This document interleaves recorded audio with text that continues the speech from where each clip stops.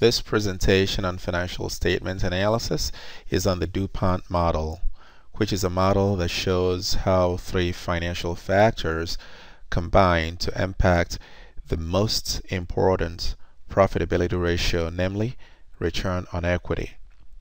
And as you can see here, those financial factors are expense control, which is measured by net profit margin, asset utilization, measured by total assets turnover, and finally debt utilization, which is measured by equity multiplier.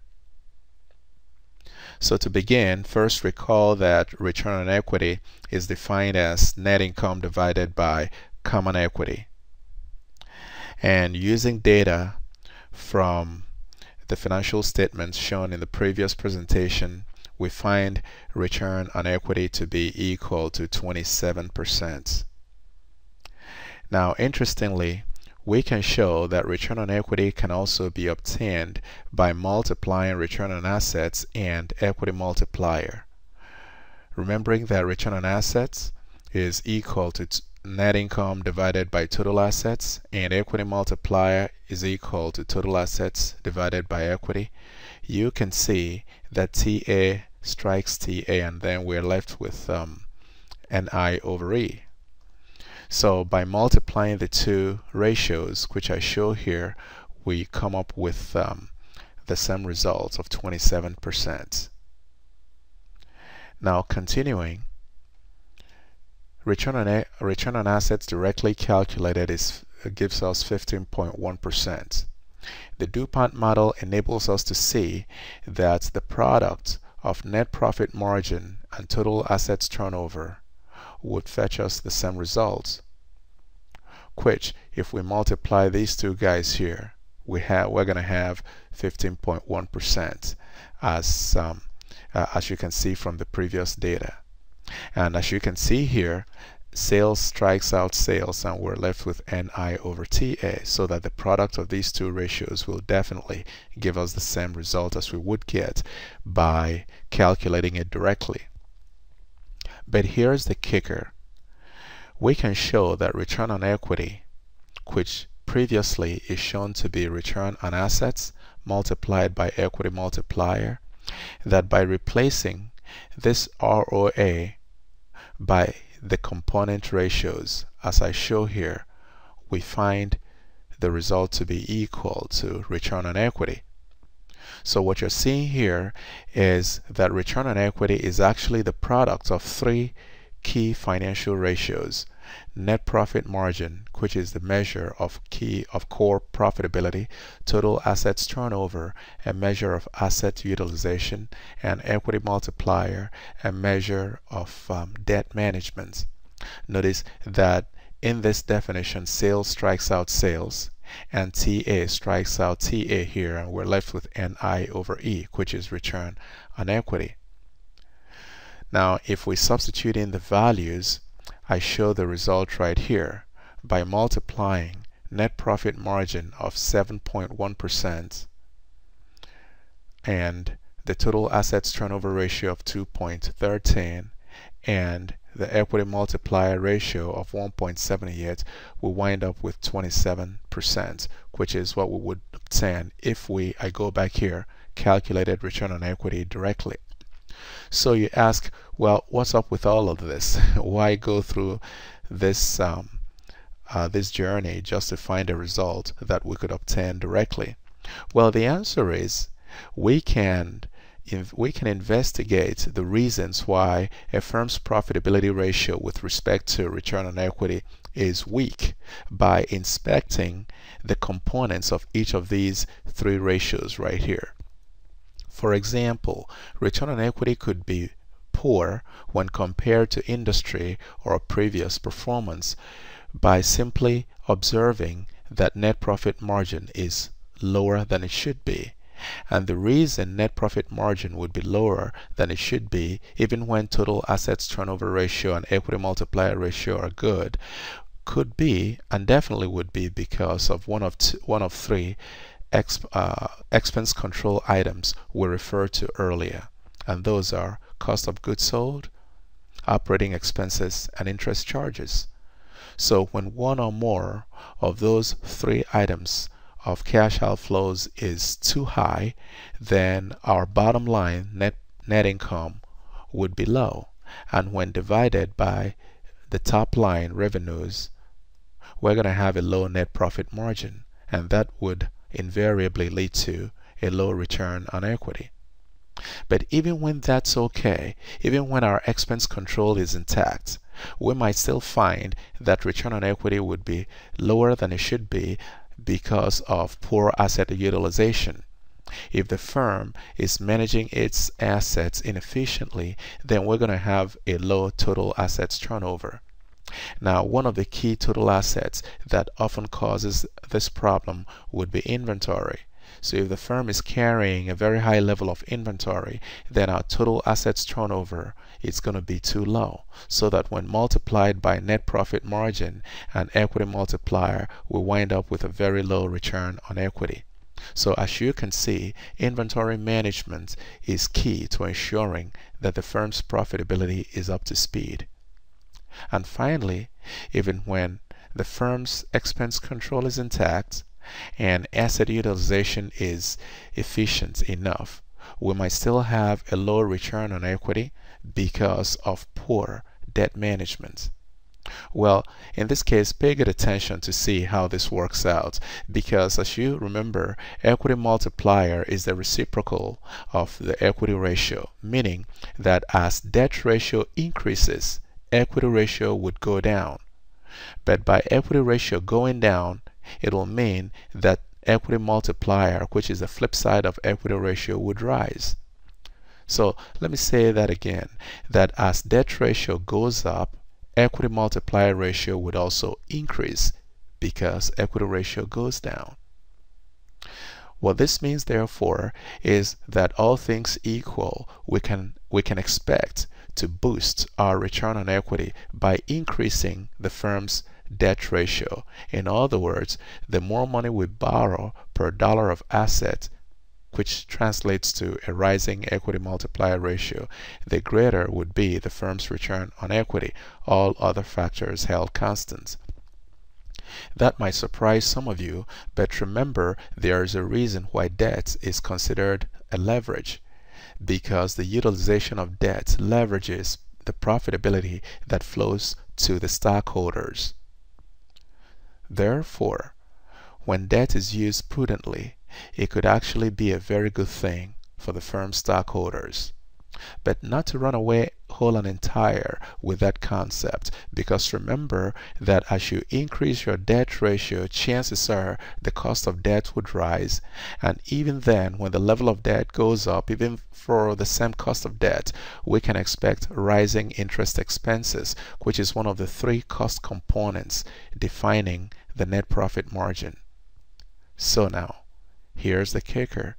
If you increase your debt ratio, or what is the same, if you increase your equity multiplier ratio in such a way that your interest charges rises, even more so than the leverage effect that has been created by the use of debt, we're going to see a negative impact on the firm's return on equity.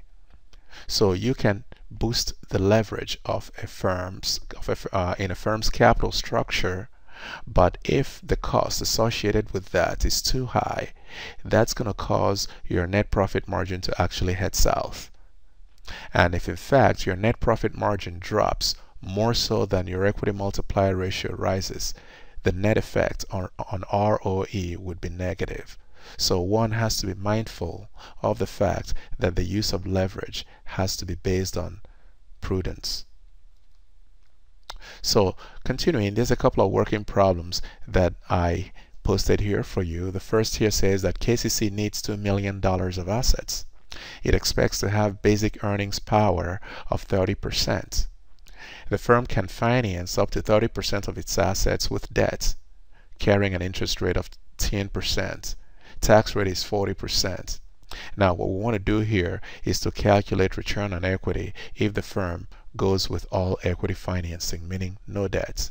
First, remember, return on equity is net income over equity. where net income, we have shown that earlier to be equal to EBIT minus interest charges, which will give us EBT, and then we multiply that by 1 minus the tax rate. The problem here though is we don't have EBIT given explicitly in the problem, so we must calculate that.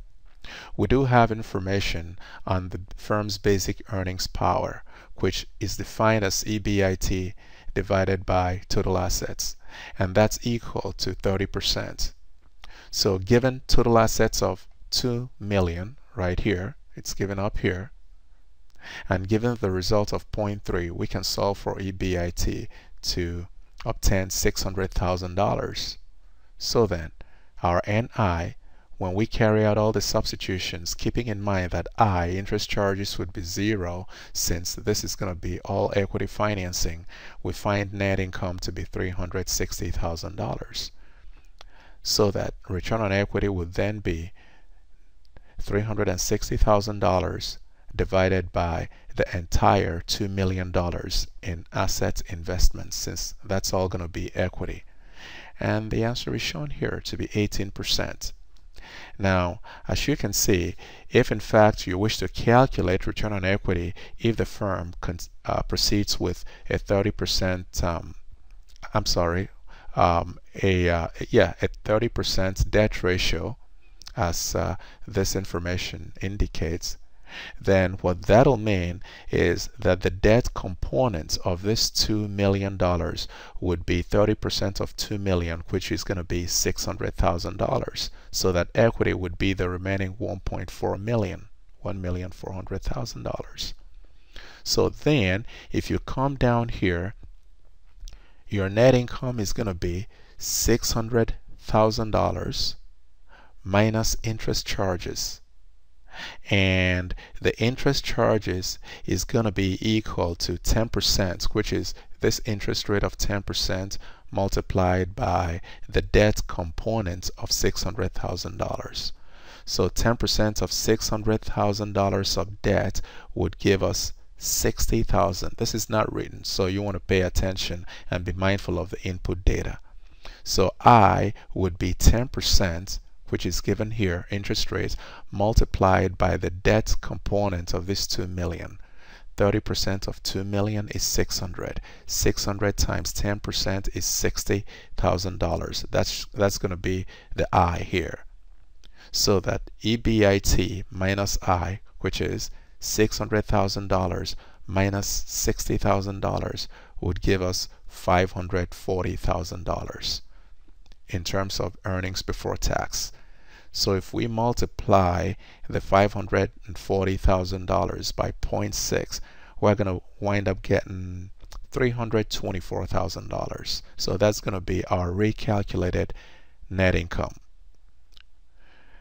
Now then, to calculate return on equity, we would divide the $324,000, which we calculated over here, by the equity amount. Remember, the equity amount would no longer be 2 million, but rather 70% of 2 million, which is 1.4 million. And if you do that correctly, you should have about 23%, which is again $324,000 in net income divided by $1,400,000 in equity, 23%. The second problem here says a firm has total assets of 20 million, debt to equity ratio is 0.85, EBIT is 2.5 million. We have our tax rate of 40% and interest rate of 8%. Again, let's calculate net return on equity. We define return on equity as usual, and then we calculate net income, plug in all the numbers as much as we can, and we find that we need I, interest charges. Interest charge again would be interest rate multiplied by debt. We do not have debt amount given explicitly in this problem again. We do know what the interest rate though is 8%. So the question is, how do we get debt? Well, first of all, notice that the debt to equity ratio is given to be 0.85, be careful here. Debt to equity ratio is not the same as debt ratio. Debt ratio is debt divided by total assets. This simply means that the firm's debt compared to the level of equity it has is 0.85. One way to interpret this is to say that every dollar of equity goes with 85 cents of debt, so that the debt to total assets can be measured to be equal to 0.85 divided by 1.85. That's the equivalence right there. Because if D to E is 0.85, it says that a dollar of equity goes with 85 cents of debt. So a dollar of equity plus 85 cents of debt gives you a total capital equivalence of 1.85, which then, if you divide your debt of 0.85 by that 1.85, you're going to get a debt ratio of about 46%, and therefore equity ratio of 54%. You see what I did there, right? So again, debt to equity ratio is telling us how much debt the firm has per dollar of equity. So based on that equivalence of 1.85, we can find the ratios. Knowing the ratios means we can find the debt level, which in the case of debt in the case of this problem would be 46% of this $20 million in total assets, and that's 9.2 million. Likewise, for equity, it will be 54% of 20 million, which is 10.8 million. So with that, we're ready to rock and roll, because then interest charges is going to be 8% interest rate multiplied by our calculated debt amount of 9.2 million. That's the amount right here, 0.736 million. So taking that and plugging it in to this equation, we find our net income to be about 1.058 million. Then finally, return on equity would be that net income of 1.0584 million divided by the equity amount of 10.8 million, which we solved for here earlier. That gives us 9.8%. And finally, it says here a firm's ROA is 12.5%, debt ratio is 35%, total assets turnover is 4.2%. Calculate equity multiplier and also return on equity. And perhaps I should also include using the DuPont model, because now equity multiplier ratio is so defined. We have a debt ratio of 35%. That means equity ratio would be 0.65. Now flip it over. You get equity multiplier of 1.5385. And then to find return on equity using the basic DuPont model, we multiply return on assets of 12.5% up there, shown here also, by equity multiplier, which we have just calculated. And that's the final answer. So these are just a few examples of financial analysis, which before I leave you, I want to draw your attention to this first working problem right here, where with all equity, we calculated a return on equity of 18%. And I said if we had to consider the use of debt equal to 30% of this $2 million, that we're going to wind up with a final return on equity of 23%. Not shown anywhere. But as you can see, the use of debt increases our return on equity from 18% to 23%. That's the leverage effect, which often is present whenever the use of debt leads to improvements in the firm's profitability. The reverse would be the case if, in fact, the firm loses money. You don't want to borrow money and then lose money from your operations. That's not going to bode well for your stockholders. This concludes this presentation. I am Pat Obi, Professor of Finance at Purdue University, Calumet.